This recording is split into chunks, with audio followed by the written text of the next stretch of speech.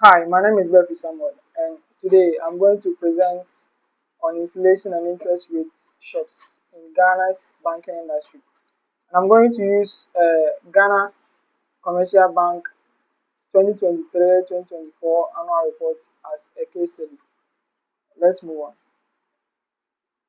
The report structure is designed to look at external environment, PESTEL analysis, industry impact, and firm level response, and also I'll end with recommendation and evaluation.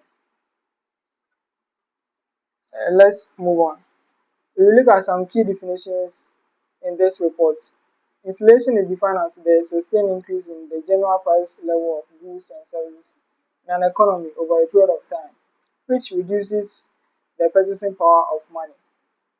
Interest rates shocks, on the other hand, refers to sudden and unsuspected changes in interest rates that can significantly influence borrowing costs, saving behaviors, investment decisions, and overall economic activity. This inflation and interest rate shocks has its origin recently. In 2022, we saw the Russia-Ukraine war that surges the price of foods and energy. But prior to that, 2019 COVID also disrupted supply chain and pent up demands. Domestically, Ghana was also managing domestic debt exchange program, currency depreciation, and mounting public debt and persistent fiscal benefits. So in 2022, inflation was at its peak, about 54.1%. In 2023, it's reduced to 23.2% and 23.9% in 2024, and MPR was 27% in 2024. So we are going to apply the PESTEL analysis to the external environment of GCB Bank. So the first one is political factor. The domestic debt exchange policy, cash reserve ratio directive by the central bank, tighten and reshape compliance requirements for companies like GCB Bank. Inflation was at its peak in 2023-2024 with a total 54% inflation in, in the economy. And the economy was also experiencing a currency depreciation with 19.2%. Societal factor. There was a decline in income and also reduced loan capacity. So firms and business were also experiencing their real income of individuals was reduced, reducing their purchasing power and their ability to come for loans with the banks. Technological issues. Recently, mobile money banking is also a external factor that is influencing how the banking industry is being conducted.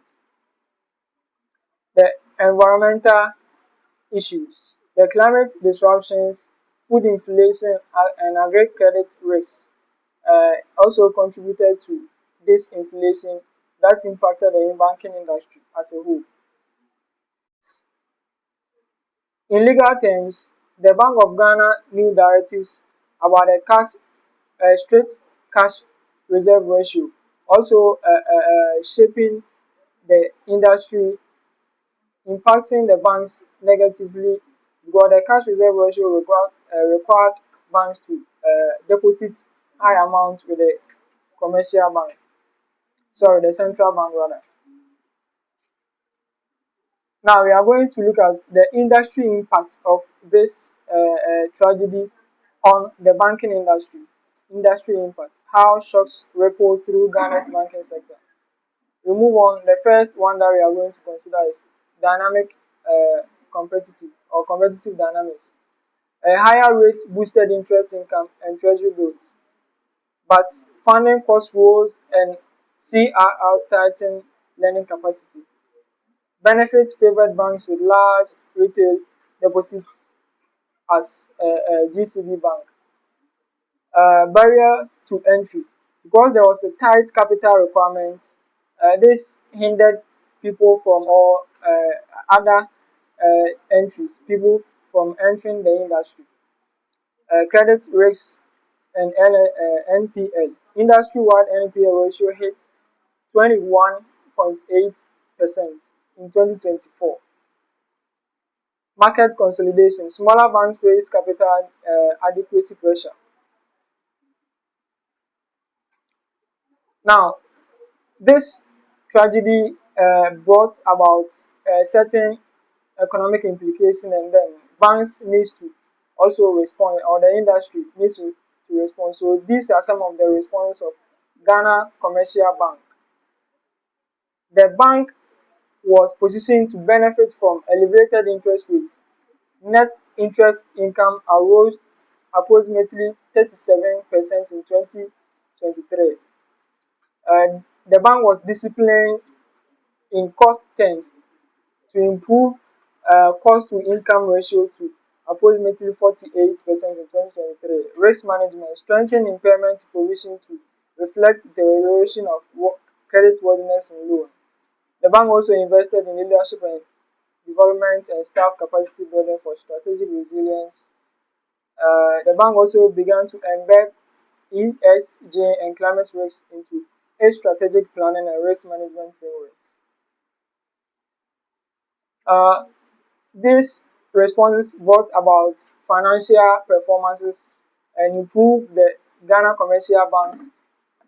Comparing the 2023 reports, the total revenue of the bank was about 3.78 billion Ghana cedis and profit before tax of 1.55 billion Ghana cedis. In 2024, the report also showed net interest income of 2.87 billion Ghana cedis. So this shows a strong recovery from DDEP related losses of prior year, and the bank maintained a robust revenue despite ongoing macro headwinds in 2024.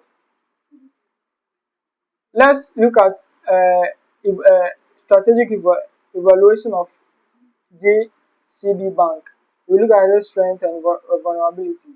The bank is strong, and you can say it's well established in brand identity. It has extensive branch and agency network that makes it hard to replicate.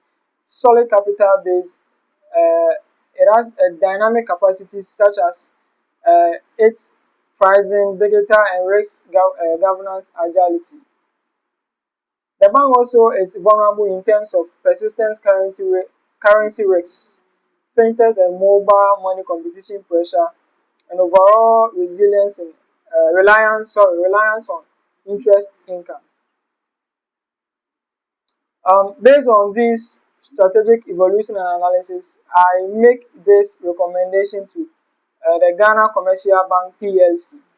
One, the bank should accelerate digital performance. That is, the bank should prioritize mobile first platforms, AI credit scoring, and fintech partnership.